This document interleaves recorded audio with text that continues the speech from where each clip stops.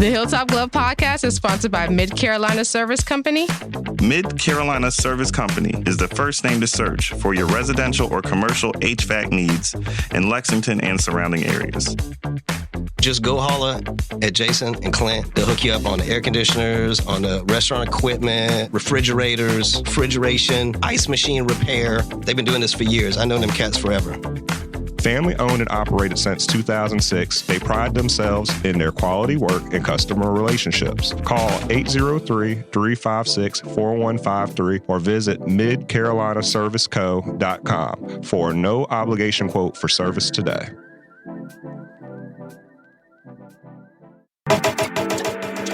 The Hilltop Glove Podcast is sponsored by True Brilliance Entertainment. True Brilliance is a production, promotions, and management company dedicated to connecting artists and producers across the Carolinas to music industry professionals. Several of their clients have placements both domestic and internationally as a result of their services. Are you an artist or producer looking to build meaningful relationships within the music industry? Then True Brilliance is for you. Check them out at paramilitary.com. That's spelled P-A-I-R-A military.com. This episode of the Hilltop Glove Podcast is sponsored by Bob's. Bob's is a Columbia-based retailer of over 100 Black-owned products from 20 Black-owned businesses. Bob's offers a wide range of items from household cleaning, cosmetics, and everything in between. With every visit to Bob's, you support Black-owned businesses, giving them the opportunity to grow and establish connections with our community. Bob's is located inside the Noma warehouse at 2222 Sumter Street in Columbia, South Carolina. Visit their website, weshopbobs.com for in-store pickup or to find out more.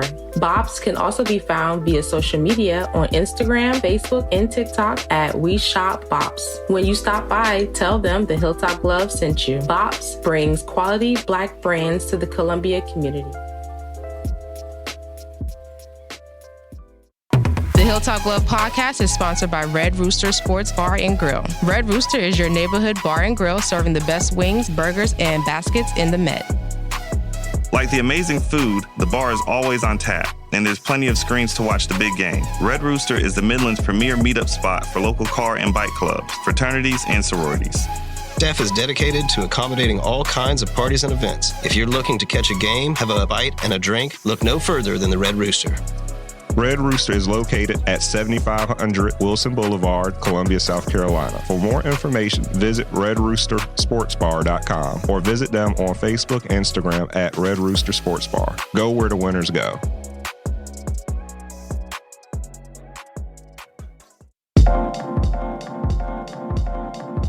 Welcome to the Hilltop Glove Podcast. Welcome to the Hilltop Glove Podcast. Welcome to the Hilltop Glove Podcast. Welcome to the Hilltop Glove Podcast.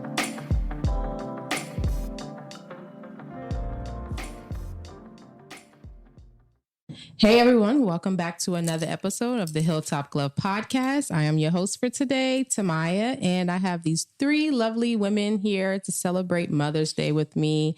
How are you guys doing today? Awesome. Fine. So Wonderful. We have my mother, Stephanie, and then we have Miss Deb, and then we also have Miss Laila. Hello, everyone. Hello. And she's actually one of our sponsors. We shop Bob's, so you guys definitely have to check her out at Noma Warehouse.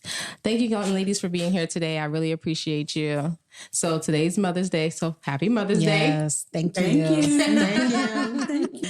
Yes. How are you guys feeling? You guys are mothers. You're all beautiful, looking young, vibrant. I feel awesome. Yes. I too. I love being a mother, even with the two teenagers I have right now. I still love it. What's their age range? 14 and 16. 16 girl, 14 boy. Okay. The girl's the Pray oldest. for me. Yes. That's a transitional phase right there. Yes, 16 years old. absolutely. And she thinks she's 16 going on 46. So Do you that get part. to see a new version of her every day?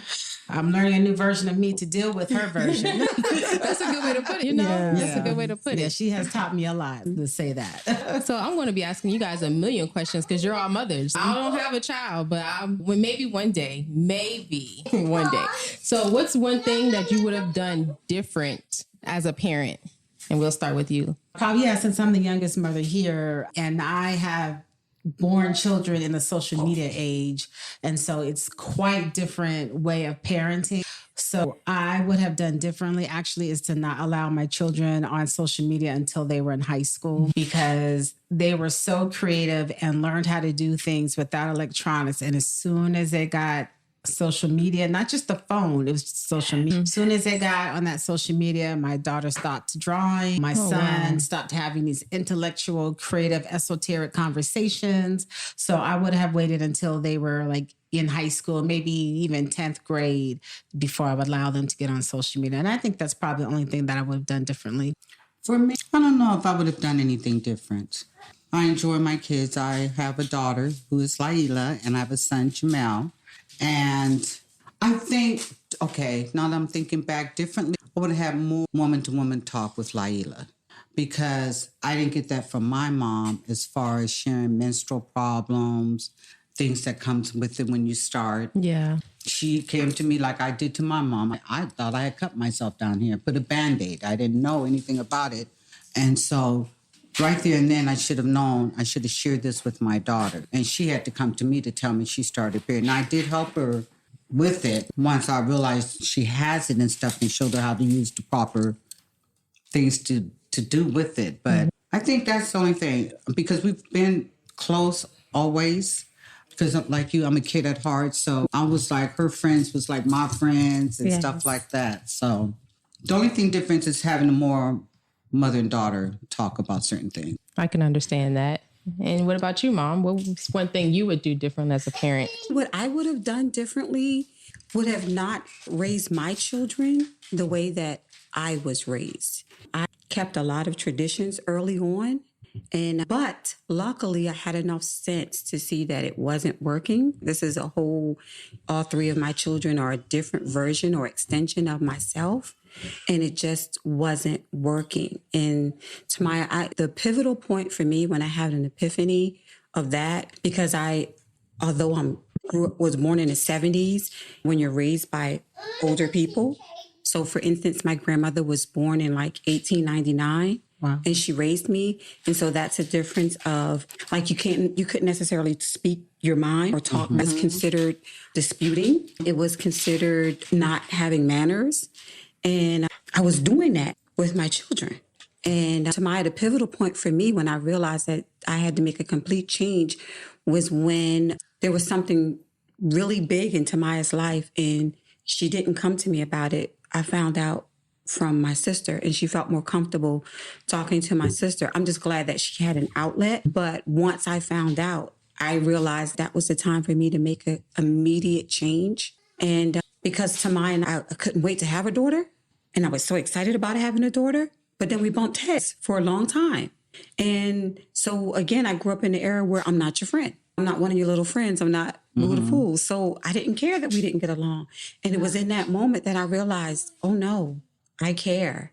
And I changed immediately. And we just had we had a different dialogue. I realized that it was okay to not only, you're supposed to be strong. Like when you're strong, you don't let your kids see you cry. You don't let them see any emotions. And I did that for so long that I didn't show her how to be vulnerable, how bring her issues to me. And again, it took me a while to learn, but at least I learned. Here we are. There we go. Do you remember that pivotal point? I remember us getting along. Well, I don't remember the actual point that she changed. Okay. But yeah, I can see the difference from then to now. Yeah. And especially I had to grow too because I was younger. So now that I'm older, I can see things from her point of view with the sacrifices she made, the stuff that she went through, why it would have been hard. But you, like you said, you want to be strong for your kids, but then you also have to show vulnerability and that it's okay to have that. Yeah. In what ways are your children like you? What do you see in them that is a part of you? My daughter's mouth. And that is why it is a challenge of having a teenage daughter who is just like you and communicates the way you do. And it made me really look at myself. And because me and my mom have good communication, so I'm always talking to my daughter. I apologize a lot. And I say we both have strong language and strong personalities, and we both need to work. I said we both. I don't say don't talk to me like that. I will sometimes because You relate to her. handle. But I do make it that we both need to work on each other so we're not like bumping heads like the way we are. And so we walk and talk through that a lot with her being a teenager. And I'd say my son is a lot like me because he's not into labels. He's very just, I don't even know the word. Nonchalant, simple, the way I am. Like he'll wear a pair of pants until the high waters. He don't care. He's a very eclectic person, would even gravitate. Like he's proud if he's called a nerd, like he's okay with that term. And he's very confident in himself, which is amazing because he doesn't fit into the normal Black boy masculine thing. And I don't care. I'm going to be who I am. And I love that about him. And I see those type of tendencies that he probably got from my genes. I love it. I love that I see his confidence. And my daughter, she has confidence in her own way. And it's just hard to be a Black girl, period. And it's hard to be a Black boy. But just to see that his Black boy joy and him being okay with not being the tip masculine hood, pants sagging, like he ain't into that at all. Good. Like, I don't care about that. And he's okay with it. And I love it. Me is I didn't realize that she was so much like me as far as being a go-getter. A hustler. Big time. And care about her community. I'm a retired correctional sergeant. I did 25 years in the prison system. And I didn't just turn the key. I created programs. I helped inmates that were paroling how to do driver's license. I used to get suits from Goodwill and have them try them on and talk to different places to see if they'd give them a chance and hire them. So the state capitol. Right. Yeah, I have a bill under my name. I had to go to all kind of hearings, Senate hearings and all that to get these approved. And then I'm a party animal. So I'm always dancing. We're always having fun at the house and stuff. And I noticed she gets creative like that too. We always want to do family games and all that. But I admire her. I first thought she was hyper, but I am too. And when she became CEO and creative of Bob's, I'm like, listen, you're already a social worker. You got a family. And your kids. So how you going to plan? And never done retailing her life. And and I get it because she had a nonprofit organization in Los Angeles. And I helped her out a lot with that and stuff. But I'm looking at my mini me. I'm so proud of her. I can't say enough. And it just... See, it's kicking in. And a lot of times you can't say that about your children. I'm even proud of my son. He has 4 boys. He's been with his wife for 16 years. And she's been with her husband, for 17 years too. So, and I want to thank her dad because we didn't have a terrible breakup. We co-parent. And so every event that our children had, we both were there. Even though we remarried and all that, we both were there for everything. They lived with their dad for 2 years. I got them for the summer. They lived with me for 2 years. He got them for the summer. And that was all their life. So they didn't see the dramas, the courts, and the child support fights, none of that. But this is my mini-me, and I'm proud of her. Aww. Thank you, Mommy. That's beautiful. And what about you, Mom? In what ways are your children like you? Would you like for me to answer that about you or all the children? All. Oh, my. So I'm going to start with my youngest son, DJ. He's me times 100. He has cerebral palsy, but it's like mild to moderate. But when I say he's me times 100, he came into my life at a pivotal moment where I really feel like he saved me. And people always say, what's it like raising a child with special needs? I never raised him to see himself as having special needs, or it's okay to be different. Like you can do whatever Stefano and Tamaya do. You just have to do it differently, and it's okay to be different. And so I made sure that he had a voice where no one ever, I'm dead and gone, where he could hold his own and no one ever treated him like he was handicapped. But I created a monster. When I say I created a monster, I need you guys to visualize this kid. All the things that the doctors would always tell me he wouldn't be able to do, it would hurt. I would cry behind closed door. Then I'd go back out there and I'd thug it out. And we didn't have the luxury of a home that was handicap equipped or wide enough for the wheelchair. So I had to teach him how to use the walker or the crutches in the house, how to get in and out the car. And we had an SUV because that's what I had to put the wheelchair in. So unfortunately, I had to, how did you get up into the SUV on your own? What happens when I'm not around? What are you going to do on your own as an adult?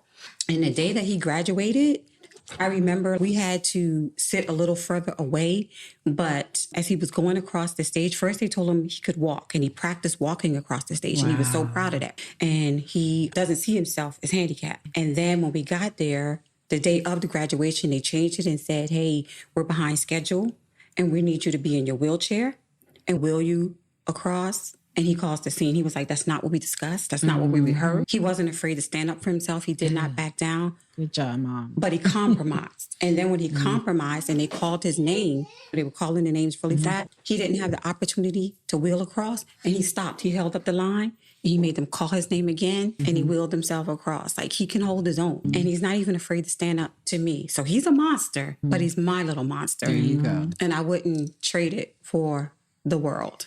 Tamaya, like I said, I always wanted a daughter, and you're my only daughter. So the great thing about you, even though Tamaya is a blend of her mom and her dad, the great thing about you is I literally see myself in every single stage of your life. And when I say that is, I used to be a cosmetologist. And so Tamaya, at an early age, Tamaya would get a hair magazine and turn to a page and say, this picture would look nice on this customer.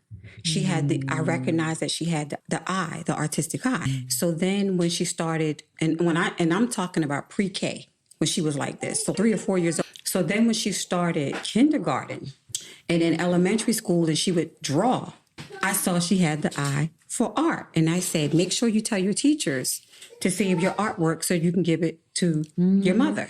And she would color. And I would say, if you went outside the line, if you want me to put it in the refrigerator, you got to stay inside the line. And she was a go-getter and a perfectionist. And I love science. Never share this with the kids because I always had to work and do hair. Everything that I did not share with Tamaya, she ended up self-discovering. Science projects, I used to say, hey, we're going to win this science project. Tamaya wanted to do her own project. She wanted to do it from start to finish, and I couldn't wait for her to go to sleep to put my finishing touches on it. But it's the fact that she wanted to do it herself and win herself. Basketball, she was a leader. She was a go-getter. Sports, Tamaya would not, it's like she can be afraid of something, but that won't stop her from doing it. I love the stars, the sunrise, the sunset, planets. Next thing I know, Tamaya's like maybe 5th or 6th grade, she wants a telescope. I never told her any of these things, and she self-discovered. Like even when I wanted to be a model as a child, and my mom was like, you're a little too stuck up. I think this would just make your ego even worse. The day Tamaya said she wanted to be a model, that was it. That was it. That's when America's Next Top Model came out, and I was on her nerve. I made her walk around with the book on her head without dropping the book, and Miss J. Alexander, the runway walk, all those things. And I know I worked her last nerve, but I didn't care. I was so happy, and I was her biggest fan throughout her entire career. And one day she posted on social media, she posted a picture, and one of our relatives said, you look just like your mom. And Tamaya wrote, I'm the upgraded version. Y'all, she never let that go. I was so mad and so disrespectful. I could not wait for her to get home to set the record straight. And now, I want to say this because I contracted COVID, the coronavirus, and almost died. Just came home on oxygen, everything, could barely breathe. And Tamaya was already into yoga and healing. Like, my mother's a nurse. I'm more of an empath and life coach. Tamaya wanted to go her path of yoga, and she would get into bed with me and teach me breathing exercises so that I could wean myself off of the oxygen, to change my diet so that, because with all of the medicine they would give me, I contracted diabetes, never had it before, all those things. And she literally showed me a different way of life. And I realized she is the upgraded version of me. Okay. And I was so proud and so happy to hand her the crown. And I used to always call her princess. And so then she was like, does that mean I'm the queen? I'm like, yeah, she can hold her own. And I'm so proud. And my son, Stefano is the best version blend of me and my ex-husband. And what I will say is That's my first, my namesake, my firstborn. And regardless of what he goes through with our children, they can all have the same parents and all come out different. However he chooses to express himself or be himself, because he has a lot of talent. I think he doesn't use his powers for good, but he has a lot of talent. I still say I love him and I'm proud of him and I'm his biggest fan, but I had to learn tough love, accountability, when to let go, and love from a distance. And that's for all three. Same parent, different personalities, day and night, day and night. But it's so good to see the woman you've become. You, like for instance, her own business, her own job, she's broken so many generational curses, not having to work for somebody else and create jobs. And I love it. Something I would have never, at her age, I was a mother and I was doing what I had to do and not what I want to do. Right. I watch her every day go do what she wants to do, to reinvent herself, come up with a new career. I'm like, I never even seen this in you. One day she had the meditation music on, and I just saw on the internet where they were recruiting women for ISIS. And I was like, wait, I just need to know that you still love Jesus in this house. Because in this house, she just looks at me. But she doesn't allow me to define her. She knows who she is, and she's not afraid to do it. And even if that means go against everything she saw her mother, her grandmother be, she forges her own path and is beautiful. And when she told me, you know what, I don't know if I want to have children, I sat back for a minute because I wanted someone to give me a grandchild eventually, not now, but eventually. And I sat back and I thought for a minute and I was like, yes, that's a boss. She doesn't have to be like everybody. And it's okay to just want to live your life and do you. And I like that. She doesn't compromise or give into any of the status quo. She's a model, but she has inner beauty. So she doesn't have to look like $1 million when she walks out the door, and she's confident. That is the best feeling in the world when you see that, when you see her not make the mistakes that you've made and she can hold her own. And I am so freaking proud of you. Oh, thank you. I'm not going to cry, you guys. I got to hold it together. So what's one thing that you guys always wanted to tell your children, but have not yet? Just haven't got around to it. And I'm an open book with my children. We are one of those families that try to have dinner table. We don't get to it every night, but we try to at least multiple times a week. I've got multiple things going on. So does my husband. And then my son is in band and my daughter's track. So we're all very busy, but we make sure that we talk to each other. And I feel like there's not anything that I have not shared with them that I haven't already.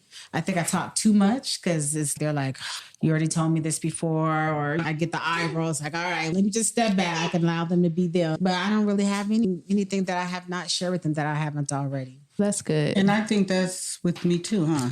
Yeah. I've always been an open book with my kids too. I remember my son and my 2 nephews were over, and they were 12 and 13 years old. And I told them each to go get a hot link out of the refrigerator. And I got the condoms.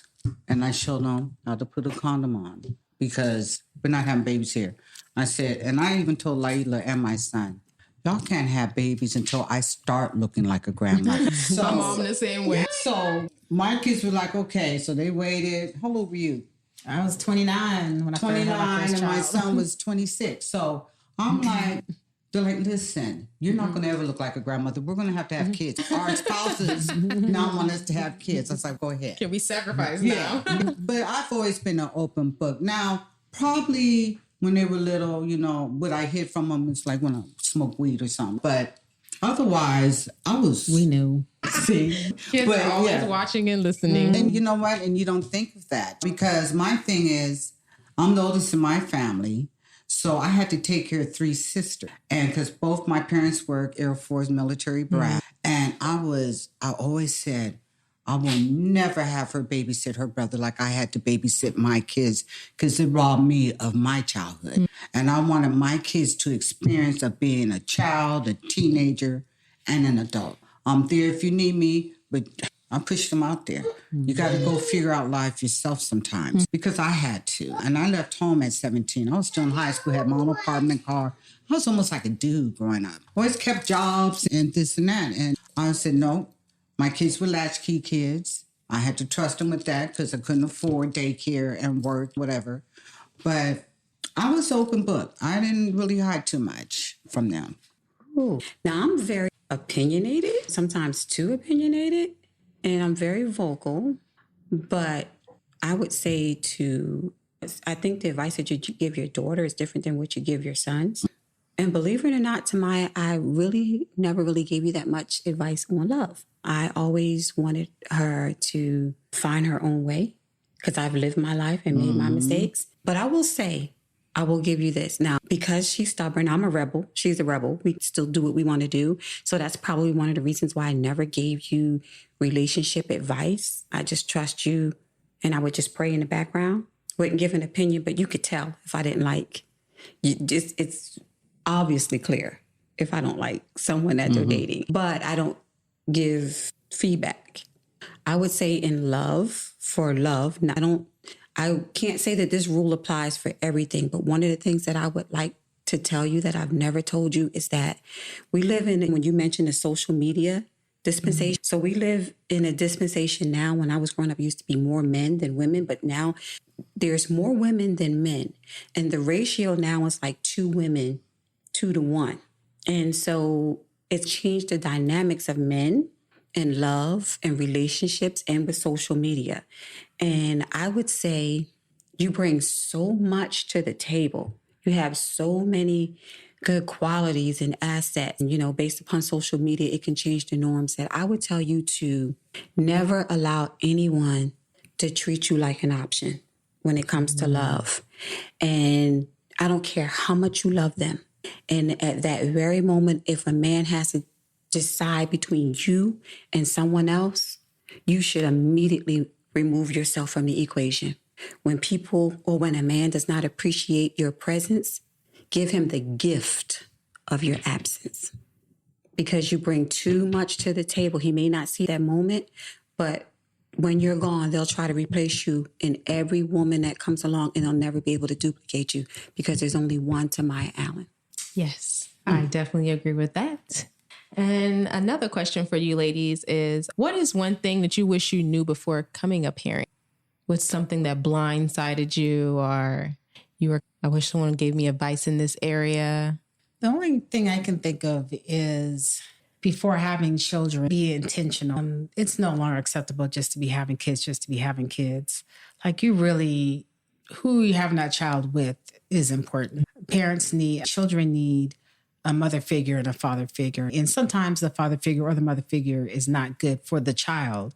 But it's not cool to be risky no more. Don't just be having kids, and be intentional, because these are human beings that didn't ask to come, and you're bringing them into this world.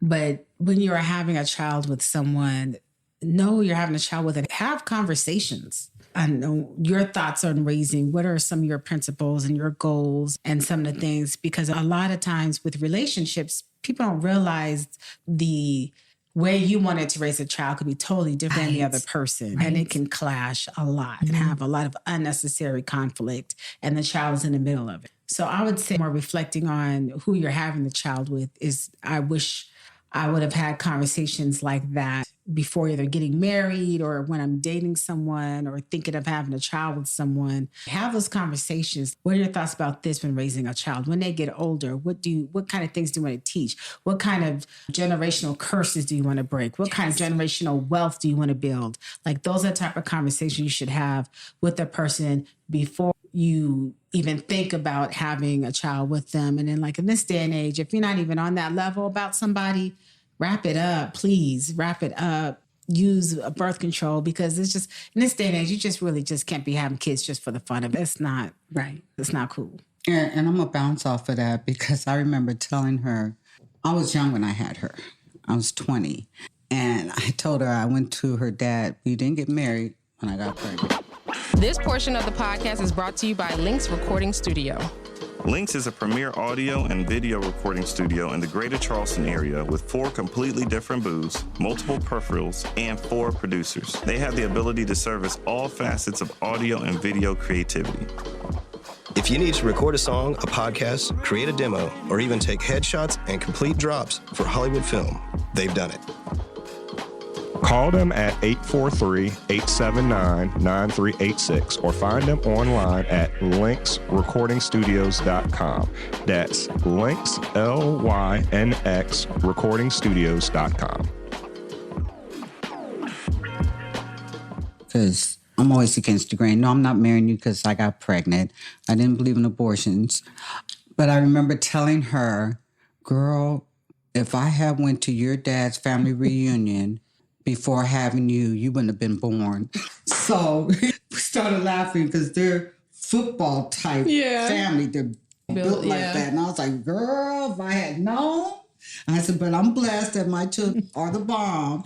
But that was one thing. I was like, so my thing is, too, is always check the relationship that person has with their family, their parents, their siblings, because that does tell a lot. And I remember when my son brought this young lady home, I automatically felt bad vibes, automatic. And I said, and he never bring girls home. Not even when he was in high school, teenager. He did, but I didn't see him. I'll put it that way. Snuck him in. And then he brought this one home, and I just had that bad thing. Then he started telling me things, how she physically fights her own mom. She physically fights her grandmother. And I said, and her mom has 6 kids, 5 baby daddies. And I said, listen, we're not doing this. We're not getting with her. Mm-hmm. But she was paying him, letting her drive the car. His hair got big. So I said, she already had a child. And I said, she's going to get pregnant with you. No, she don't want any more kids. Bam! And it happened. And he ended up getting in trouble being with this woman and all kind of stuff. But you don't want to listen. So now I forgot what the question was. But hindsight, I just say, just pay attention. Pay attention where they come from, how they talk to their parents, and because it's going to reflect on you and how they're going to treat your kid. You understand? And even with blended families, her stepdad, I actually quit him, got a divorce because he was my husband, but he wasn't acting like a father to my children. He didn't, maybe because he didn't know how. You understand? He's the only child, spoiled, rotten brat. But he wanted me to have a child for him because my baby was 4 years old. And I was like, but he had 2 kids already. And I saw how he treated them 2 kids and how he wasn't really in their lives and all that. It was me bringing his children in. I'm not having no kids by this man. Yeah. Because I see how he treats his. Yeah. The ones he already have. So I never did. You got to be observant. Yeah. You got to be very observant of everything around. This is like irony, destiny. Do you see our home? So you ladies don't even realize it. It's just, I feel like you were describing our life. I really do. And it's not just that question. Mm-hmm. It's almost everything. But that one hit home on so many levels. So you're like my spirit animal. Okay. Yeah, I would definitely have to piggyback everything that you both said. So with that, what was the original? What is one thing you wish you knew before coming up here? Right. Yeah, so definitely, I wish I understood generational curses. Again, for everything that I know now, I'm glad that I know, but I wish I really understood them. Now, I became a mother at 17. The difference is I was already out of high school. So I had this really bright future. I was 16 in the 12th grade. I got skipped in school. The world in front of me always advanced, and I was supposed to go to college. And so to my family, I meet this older guy and they feel like he ruined my life. That's not how I see things. All 3 of my children to me were a blessing, but it's definitely came at a different time. And the one great thing I can say that by 21, I was a mother of 3 and my life changed. I wouldn't change that part, but I would say that who I was at 17, because I was truly, your father was my first love, as well as my husband. But who I became, I just have to be honest. By the time I was 27, I had outgrown him. But I had these 3 children, and I saw everything that everyone tried to warn me about as far as this is not the one. And not that he's a bad person, just I was such a go-getter. So strong, so independent, but I was in love. But I wanted my children to have a 2-parent home because I didn't have a 2-parent home, and I didn't want them to be raised by someone else. And then my son with special needs, I felt like he deserved, because all my children were born early, 7 months, 8 months, and my youngest is 5 months at home. So I felt like at the very least, with all he fought for to be alive, that he deserved both parents. Didn't realize that having a 2-parent home, because our values were so different, would do more harm than good. But what I would say to my children is, before you recreate, come into your own. Yes. Like travel, because who you are at 17 is not who you are at 27. Who you are at 27 is definitely not who you are at 37. Who you are at 37 is not who you are at 47. Yep. I'm not going to tell my age, but I'm just going to say that you need to know who you are, be secure with who you are. You need to have experienced so many things before you create life. Yes. Yes. Now, did I do a good job? I believe that I did. Absolutely. But that's a lot of things that I could have avoided along the way. Were they a blessing? Yes. However, at 17, you don't know who you are. So now here I am at 53. I just said my age. At 53, and when I got divorced, I felt like my life was, I literally felt like my life was over, because so much as I was becoming a woman, I was with this man. And every single thing about me that made me had to do with that man. The way I put up groceries, the way I viewed laundry. So I had to rediscover myself. And now I'm so stubborn, I wouldn't lose myself for anything in the world.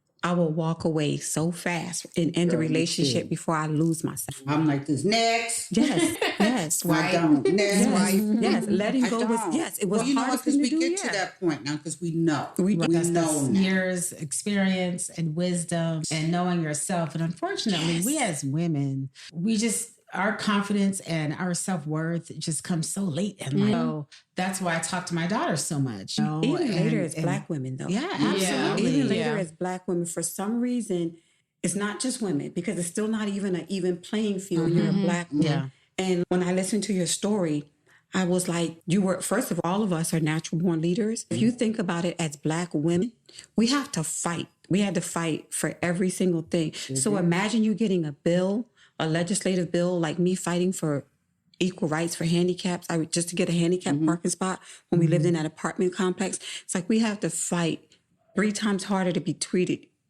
fair, to be seen or respected, or we always have to work 2 times as hard as the average woman, and we never get to have a bad day. Yep, because we'll be seen as angry or loud. These are things I share with my mentees at my school. It's there's too many eyes upon us, and we always have to. And I share with my 8th grade mentees now. I said, you need to learn how to code switch right now. Yeah, because they're at a school where the student body is very diverse, but not the staff, and so a lot of them keep getting in trouble for sometimes silly stuff. The smallest things. You have to learn how to code switch, cuss them out in your mind.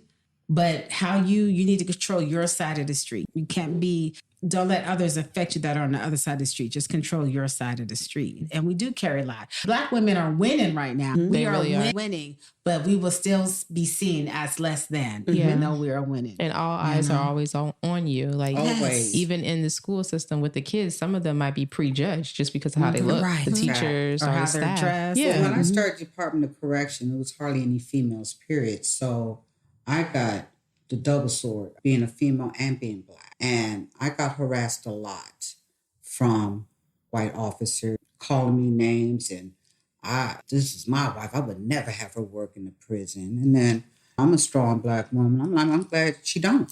Because if she did, an inmate would take her. Because if you can tell her what to do, what do you think an inmate's going to do to her? I said, but I'm a strong woman. And I've been raised multicultural. So I was not raised in the hood. I was raised around majority of white people. I went to all white schools. So you cannot intimidate me because I've been around you. And so when you don't know other cultures, that's what's intimidating. Yeah. You know what I mean? But I know y'all. Yeah. So they left me alone after that, but I get. You could see it coming a mile away. Oh, yes. Yeah. I fought hard. She would tell, I used to come home with some stories and in fact, I'm writing a book about it now. Good. But now I'm retired and stuff, except for I work at Bob's. Yeah, let's talk about that. Let's talk about the sacrifices the mothers have made, because I know you guys all have children, and sacrifices. I know I wouldn't be where I am today if my mom didn't sacrifice the things that she's done. Can you say that one more time? I'll let you speak, Just in Mom. case your father's No, family. go ahead. As I question myself all the time. It's like, why did I open up this business? With the peak of my daughter in high school, because she's track, we're trying to get her recruited, and my son is in marching band. And so a lot of times I'm at the store and I can't go to all the track meets, or I can't do this, I can't do that.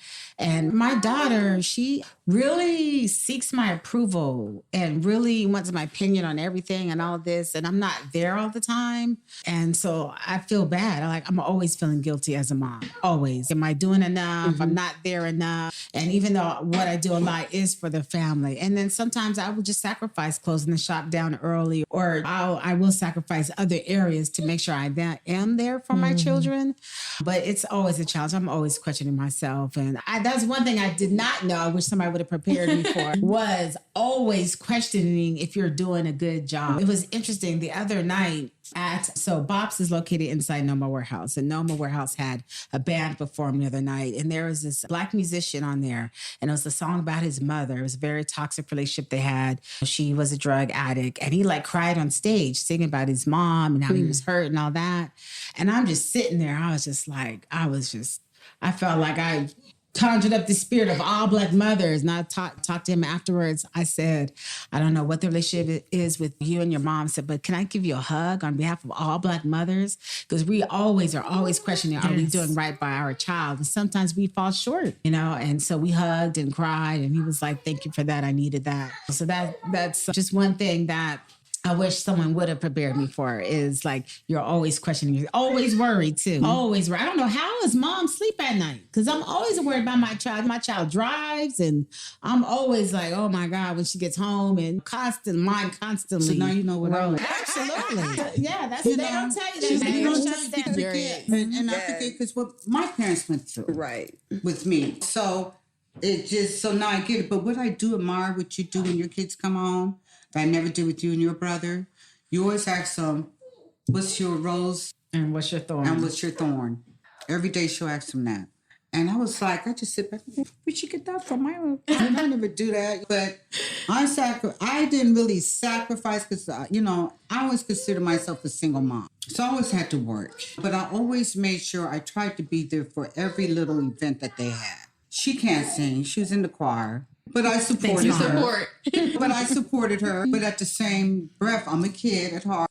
I'm trying to make her laugh while she's on stage trying to sing. Her and her friends and stuff. But it just has to come there. You know what I mean? She's doing a whole lot to me better with her children than I did with mine. And she is my number one fan. Whatever I get into, my mom is there for me. I'm so blessed because right now she's working at Bob's at all, for free right now. I try to pay her first, but I need y'all to come and support Bob so I can pay my mama. Yes, Black-owned She's working products. over there for free right now. But the thing is, when it first started off, I was operations manager. I know you see me. Yes, I see you. She did tell me that. Yeah. When we talked, she said, oh, I can't wait for you to meet my mom. Yeah. You guys are so much alike. Because some of the things she was saying, I was bouncing off of that too. You know what I mean? But yeah, she started me off, and I'm all happy for her. And I'm glad she wanted to do this. And then, yeah, Mom, you're going to be operation manager. So then I said, okay, cool. How much am I getting paid? All right, $15. All right. So we break it all down. Right? Long story short. Right, long story short, So I funny. work for free now. And just to show that I'm always have her back no matter what. Yeah. I did it with her Awaken the Greatness, Foundation. nonprofit organizations. She went to Hampton to be a doctor. When I was a filmmaker, she used to do the craft services and the catered did the meals for my catering. film sets. I was there. I always- was always there. But when she decided not to change her major from being a doctor, and she called me, and after I done spent $60,000 at Hampton, Mom, I'm gonna change my major. Okay, to an attorney. She said, no, I want to do films. So I'm glad she couldn't see my face. Lord. So I said, hey, you know what? Go for it. Because I don't want you to resent me because I didn't let you go forward to what you wanted to. Just my dreams are already complete. I want you to start having yours. So she got into film. I support her. I sacrificed myself by moving in with someone so I can give her my whole check to help finance her films and everything. Did you know that? No. Yes. I don't remember you When I was giving with me money Jesse. for my Yes, film. I had to help you a lot. Oh, thank you, Mommy. I know that's right. Let's talk about your sacrifices. Oh my. Now I'm going to try not to cry. Then But when I get say, deep, 'cause I will. yeah, when I say sacrifices, sometimes, and please don't take offense, but I feel like I'm still sacrificing to some degree. And not that's necessarily a bad thing, but at the age of 53, I've never been able to do what I want to do. I've always had to do what I had to do. And that's so many Black women's story. I told you the story about my son having cerebral palsy. And one time he had to have surgery. And yes, I was married, but I'm like you. I always felt like I was A single single mom. because with the roles, I had the health insurance, the full-time job, and then I still had to work and do hair to supplement the income so that it wasn't from check to check. And he needed to have surgery. He had to have surgery on both of his legs. And I remember that I had to reduce my hours, but I literally had to work 7 days a week so that I could be there during the day until my mom got off work and then go into work. And it was reduced hours, half shift, just so I could keep my benefits. And because I was a supervisor and it was salary, 40 hours a week, and I literally had to work 7 days a week. And yes, I always had a great support system, like if the kids were sick and things of that nature, even to the point where I said enough is enough. When the kids were little, they traveled the world. My mom made sure that they were well versed, that they were exposed to so many cultures. So, because I never really could afford the family vacations. And I used to have my break when they went on vacation, still never really going anywhere or doing anything. But I remember when I realized that at the point where my oldest son, when he got arrested, and this is after he got expelled from school, I put him in Willow Gray so that he didn't have to go back into the school system. And he was still determined. He was like, I'm just going to get arrested. I'm just going to be a thug. After I worked so hard to make sure that I raised my children in the South instead of up north so that they wouldn't be exposed to certain things, better environment. He just wanted to be hood. In his mind, he was hood and he just wanted to be hood. And So we're twins. as pampered as please don't misunderstand me. Just because I had children at an early age, I was spoiled and then always exposed to the finer things in life. So as pampered and as high maintenance as I was, I'm not hood material. So I don't understand why he wanted to be hood and live in the hood and be hood and do hood behavior, but so be it. And I said, I remember saying, when I get this bonus check, I'm going to go ahead and get a divorce. Just so happened he got arrested and like real charges, serious charges. And so I'm literally now having to, and Tamaya's a senior in high school. So I'm having to pay for an attorney for my son because he was looking at life in prison, pay for an attorney for a divorce. I was so happy because the day that I signed and became a homeowner was the day of his expulsion hearing. And I got approved for the house, but I got the phone call. They made the decision. He was expelled. So I never had that happy moment because it was problem after problem, sacrifice after sacrifice. So now I'm refinancing my home to have the money for these lawyers.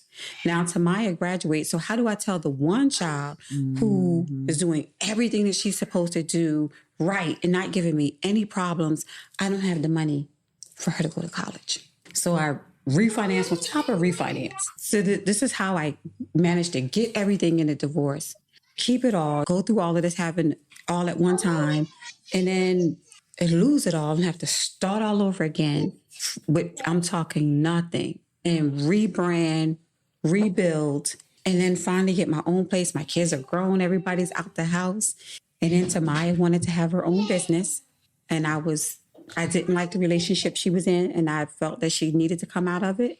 And we all moved back in together again. So I got that one little taste of living on my own here in Columbia.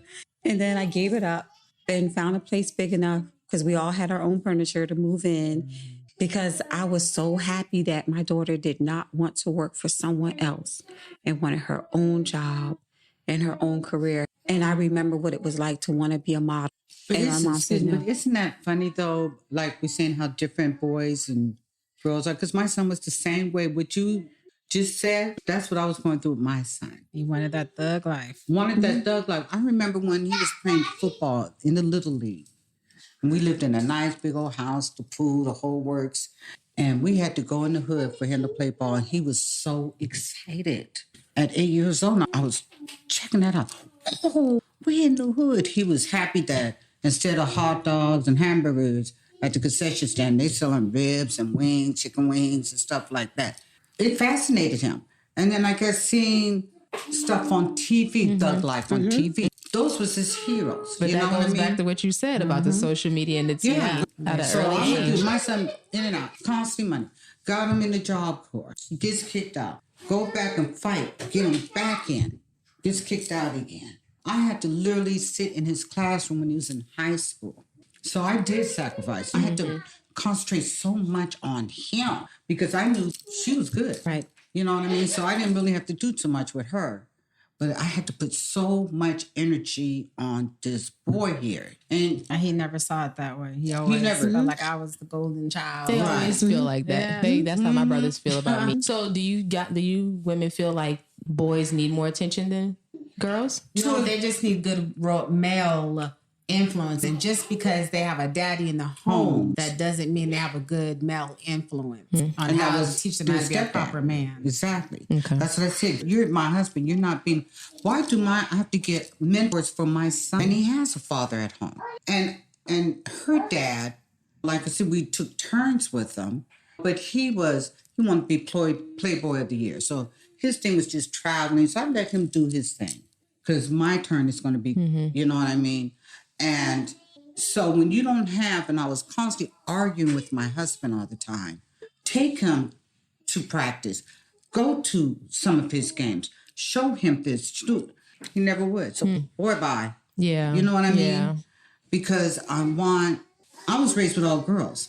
So I knew a man as a child, no brothers. So my dad was always working, taking care of my mom and us girls. So I've always saw a strong man in front of me, but I couldn't be that strong man to my son. I was a strong mother. I'm not a strong father. And not to take anything from his dad, but he was just... He wasn't, my dad wasn't there in the pivotal year. By the time we tried, like my brother was sent to live with my dad, it was like too late. My dad was like, "What the hell is this? I ain't putting up with that." I don't know what to do. You know what I mean? Sitting through it like my mom did, and we Right. figured it out. So you shipped it back to my mom. So my brother never really got a man to shake that mess out of him. And, you know. But he's doing that to his sons. He is so active. He would hardly work because he didn't want no one raising his boys. He didn't want them in daycare, none of that. So he realized it though. Yeah. Later on. Sometimes, but see, again, too, he was spoiled because I'm working all these hours. Does he always had to find his things? They used to call him Rich Boy. That was his nickname. Oh, okay. And he was ashamed of that. And he felt picked on. But the minute I say no, I'm the worst mother in the world. You were never a good mother. You're this. And when you get told that so many times, when It hurts. You start when to you believe know it. it's not true, but when you're being told that every single time, you start believing that. And she would tell you how many times I would cry. And she says, Mom, you don't have to put up with that. yeah. And it took her a long time to realize she didn't have to put up with that. And one time I snapped back on him. And when I snapped back, it actually brought us closer because I would never. Yeah. Because he could say the worst things to me. But this time, I went off. Enough is enough. Yeah. That's it. And it's hard as a parent to have to say no to your child or have to check your child like, no. But when they cross that line, at some point you have to not put up with it because they're going to keep doing it until you stop putting up They're with gonna it. You keep got to pushing stop it. enabling the BS. And that's what I was doing. Yeah. All these years. And that's why And he I thought was it a was role okay. model to her to be like, I'm not putting up with that. Yeah. Because he was in California, so they moved the family out here, and he was bringing that craziness in my household. And I was like, oh, no, I don't do that. So she saw how I was like, oh, you're not affected by that? I was like, I don't deal with that. And Because I've been putting up with it for gave her some longer. inspiration. Yeah. I don't have to put up with this. And you don't, even if it's your child that's toxic, you don't have to put up with it. And it's not your fault as a parent because you have a toxic child. Yeah, whatever happened in the past, but by the time they are grown and they don't want to get help with what things, Mental mistakes health. that might have happened that the parent did cause, if they're not trying to get help for it, that's unfortunately that's on them. Yeah. And I think that's a hard thing for women and Black women is to let go of the toxic relationships that we have, even if it's our own family, even if it's our own child. But you do not have to take it. You do not. And she's right, and I have. I literally knit that in the bud. And now we are so loving to each other. And I've been And waiting it for took that. him to reach bottom that we were not going to be dealing with that. For him to, okay, what I am doing is wrong. And so he finally started to turn around and then he's saying all the things surface within himself. And it's like, damn, I did mess. This is all these relationships that I'm in. And then he thought about his own boys. Yeah. Like he's telling them, don't be like me. They could You know turn what I into mean? that. Yeah. Exactly. Potentially. Yeah. And I just, like she said, when he came, he just became a monster. And we're like, no, we're not talking to you. Not inviting you to family things, none of that. And that hurt his feelings. Yeah. Because he got to sit and look at himself. And of course, his wife, she gonna get mad at us because how things go. And I tried to explain to her. I swear she is me. We are Yeah, so it was a mess, but now it's good. Yeah. They went on back to California to do their life because that's where her family's from. She's never left home before, so she didn't know. Yeah, she's in a what different to do environment. exact. But we were in a good place. And another thing that I admired about my son is he admitted to his wrong. Yeah. And every time he talks to me, he'll say, I love you and I'm sorry. Oh. All the time. Yes, I wish or I pray for the day that I get there with my sons. But girl, listen, I'm 67. You see how long it took? Right. I will say this. I agree with you ladies wholeheartedly. The only thing where I'm a little different is as I'm at this point in my life, I'm like ownership and accountability. One of the things that I had to realize, and I tend to read this book, this letter, about maybe once every 10 years after I was introduced to it in high school. It's the letter of Willie Lynch. Yes. And I realized that I come from a long line of strong Black women. And we create other strong women, but we create weak men. And because of that, I saw when I read, we have zero tolerance for our daughters. We don't take any stuff. We make them tough, but we baby our boys. And we make them these kind of weak men that we see today. Yes. But when you have your boys are so loving to their mothers, like Tamaya was a daddy's girl. We used to bump heads all the time, but boys are so loving and nurturing to their mothers. And I can honestly say that regardless of any flaws that my ex-husband had, when he used to try to correct and discipline the boys, I used to step in and I used to defend them and take up for them. So I have to own my part in the little monsters that I created, where every time he tried to be the father and be the man, how I interrupted and stood up. Because I was like, there'll be no favoritism. And because he was so hard on the boys, and Tamaya could get away with murder. And I grew up with that colorism and that favoritism. And so I said that wasn't going to go on in my home.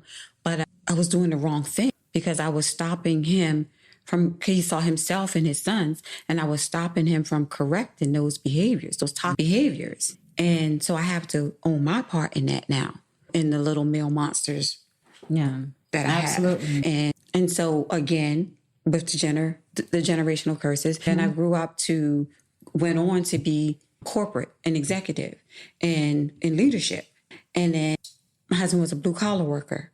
And he made good money, but when it rained, he didn't work. So as a result, there were times where I made more money than him. And I'm a boss and I'm making decisions. It's hard to check your ego at the door when you get home and you're a boss all day. And then if he didn't have, so many times he didn't have the money or he fell short. And then I was so money driven and career driven in my goals that I didn't see how there were things that he brought to the table that money couldn't buy. Right. What he contributed. And I didn't see that at the time. And I did not. I just changed roles. Like you're the woman and I'm the man. And because you're not going to have it, I can't rely on you. So I had to always make sure plan A, plan B, plan C, but I was demasculating him. And then when he wanted to take the wheel, after you fail a few times, I'm not going to give you the wheel. I don't trust you. And not that it's right, but submission, I saw it as weakness. I didn't understand the power of submitting. But I also later on, now at this age, I have to realize submitting to the right person. Yes. because sometimes when Tamaya, because I created an independent daughter, and I remember one day she asked me, we were in church and they were having oil changes for women. I don't know if you remember this. They were having oil changes for women. You bring your car and the men would do the oil changes or whatever. And then Tamaya said, I want to learn how to change my own oil. I don't want to bring my car for a man to do it for me. I want to learn how to change my own oil. And I was like, why? She was like, what if I'm stuck one day and I need to learn how to do it for myself? I was like, there's nothing wrong with this, Tamaya. Take the blessing. And she was like, Mom, what are you going to do? And we're in church. And she says, what are you going to do if you're stuck in the desert? And I said, I'm going to pray for an Arab man to come by and rescue me. Because I couldn't think of anything at the time. But I didn't learn femininity because I always had to lead and be the head and even argue or having the last word if I didn't agree with something in front of the children. I didn't learn the power of having his back. And then we talk about it in private. Because again, I was raised by these opinionated women, but I didn't realize that those opinionated women either can't keep a man, don't have a man, don't get married, or don't stay married. It was just so much that I learned later that I took pride on in being that I didn't realize were generational curses. So I created this mother of 3, and now I'm 1/3 with this super strong daughter. And I'm going to leave it at that.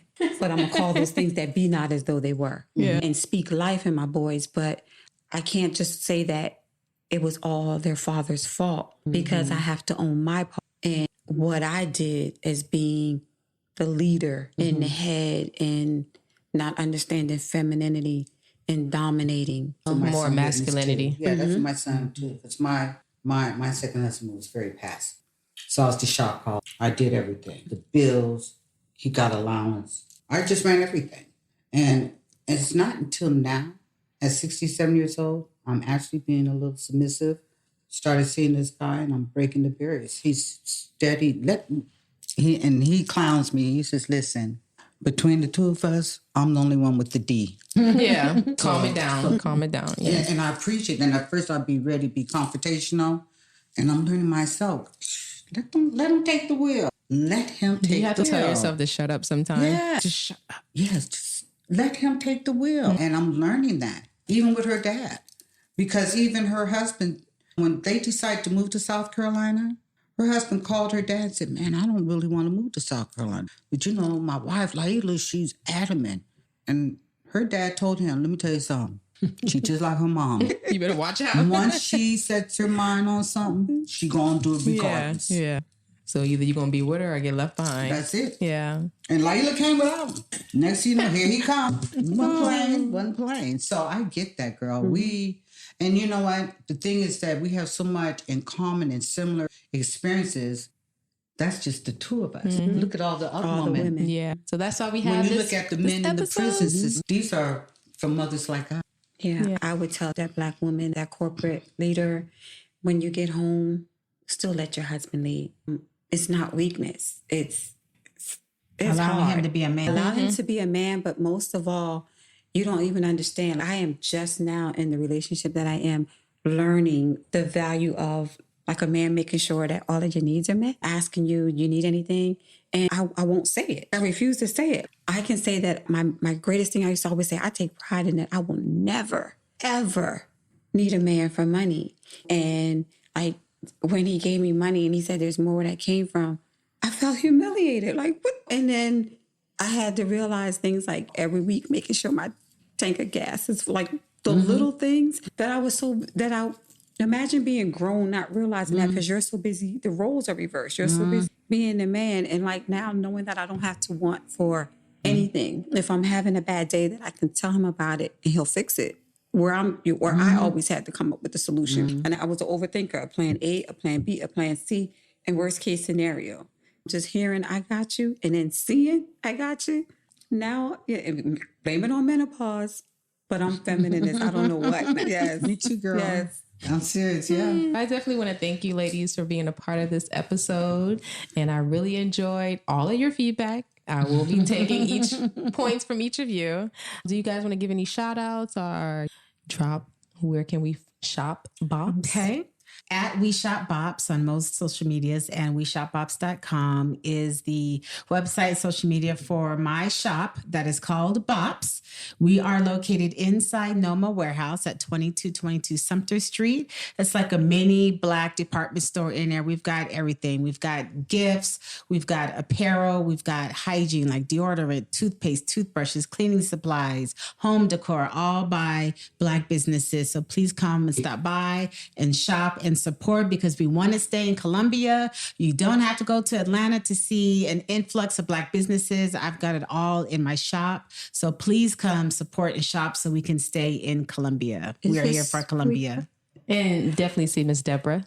Yes, she is my number one, my operational No, manager. she has raw essence in her stuff though, in her store. Yeah. And she also has the Waist Speeds lady in her store too. Yeah, so if you know anybody that makes their own products, definitely send them to Laila at We Shop Bops in Noma Warehouse. And that's it for today. I get to give a shout out. Go ahead.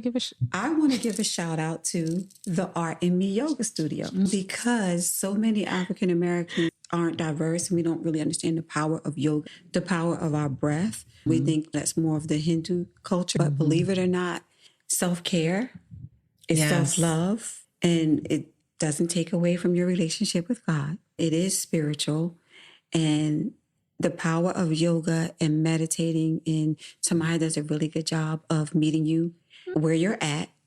Now, I don't necessarily go because she works me hard. Is what I want to put that out there. She does. She works me hard, but I do it upstairs in the house. But to every no matter what job you have, I recommend that you at least go to the classes or try them online. And the reason why is because you'll see a difference in your health. And when it comes to health, I'm so sick of the commercials saying this flu season or this new virus or this new strand of coronavirus is going to hit the Black community the hardest. I have a problem with that, because I don't understand how a virus, one, knows your race. It just seems like we're always behind with health. And even bring your kids if you can, if you don't have a babysitter, because the way kids are behaving in school, they need that. It teaches you discipline. Being self-centered. I don't have anxiety is bad or PTSD is bad or those triggers. There's so much power in your breath that we probably weren't taught and didn't know. And so I don't know, even couples as a getaway, just go and try it once. So I want to give a shout out to the Art in Me studio as well as the Hilltop Club, because these young people are really changing the game. Absolutely. Thank you, Hilltop Club, for having us. Oh, thank you for being a sponsor. And yes, so my business is the Art in Me Yoga. I have never said that on the podcast, so people do not know. But yes, I teach yoga every Thursday at A Loft Yoga Studio by the Columbia Zoo.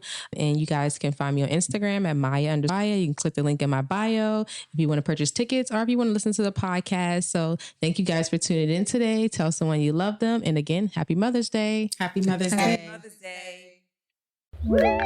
That's it for today's episode of the Hilltop Glove Podcast. Make sure to subscribe to us on Apple Podcasts, Google Podcasts, and other platforms. Also follow us on Instagram and Facebook at Hilltop Glove.